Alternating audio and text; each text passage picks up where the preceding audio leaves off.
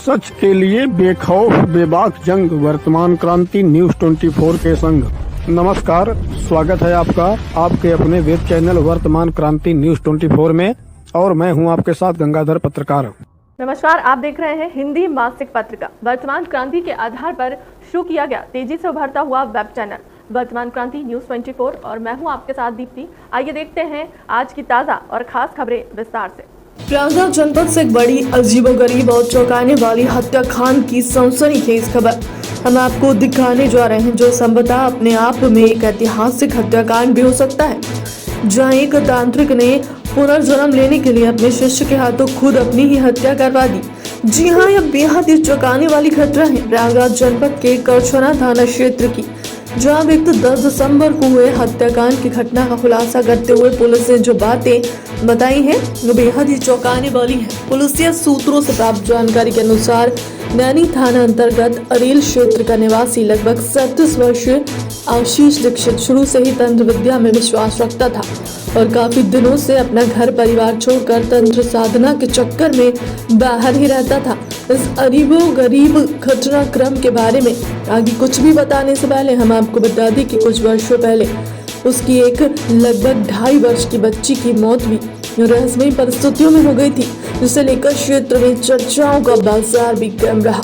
तंत्र साधना के चक्कर में दूर दराज क्षेत्रों को घूमने वाले आशीष दीक्षित की मुलाकात लगभग 5 महीने पहले हरिद्वार में आर्थिक तंगी और मानसिक रूप से परेशान नीतीश सैनी से हो गई।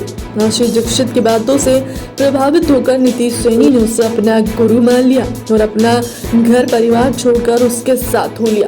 पुलिस द्वारा पूछताछ में नीतीश सैनी ने बताया कि आशीष दीक्षित के अनुसार उसे दैवीय सिद्धियां प्राप्त हो चुकी थी और वह अपनी सिद्धि की हुई महाशक्तियों के साथ पुनर्जन्म लेना चाहता था।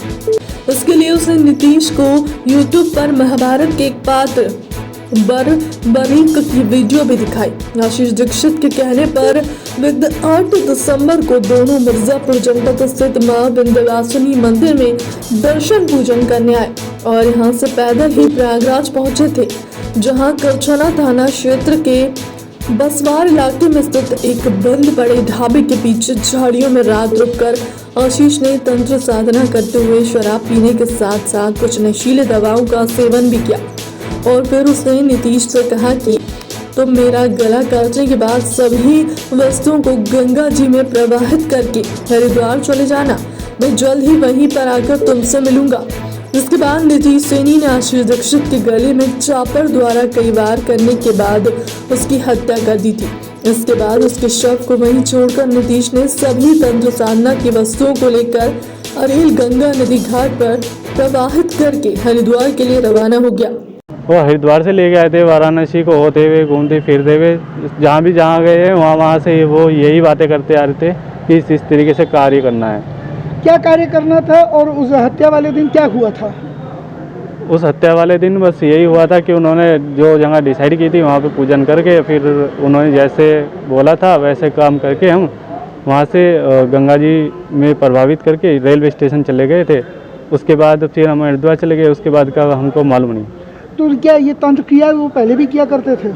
हाँ, पहले भी किए हैं और उनके पास काफ़ी फ़ोन आते थे कि सर हमारे यहाँ ये समस्या है, तो वो कहते थे कि कोई बात नहीं। 1-2 जगह वो गए भी हैं और कहीं से साड़ी लेके आते थे, कहीं से कुछ लेके आते थे, कहते थे कि हम बांग्लादेश जा रहे हैं, वहाँ से सामान लाना पड़ेगा। और तो तुम्हारी मुलाकात कैसे हुई थी? हमारी मुलाकात हल्की पौड़ी हरिद्वार पे हुई थी स्नान करते हुए। क्या नाम है तुम्हारा? जी, नीतीश सैनी। फिलहाल के लिए अब तक की खबरों में इतना ही। देश दुनिया की तमाम बड़ी खबरों के लिए बने रहे हमारे चैनल के साथ। नमस्कार।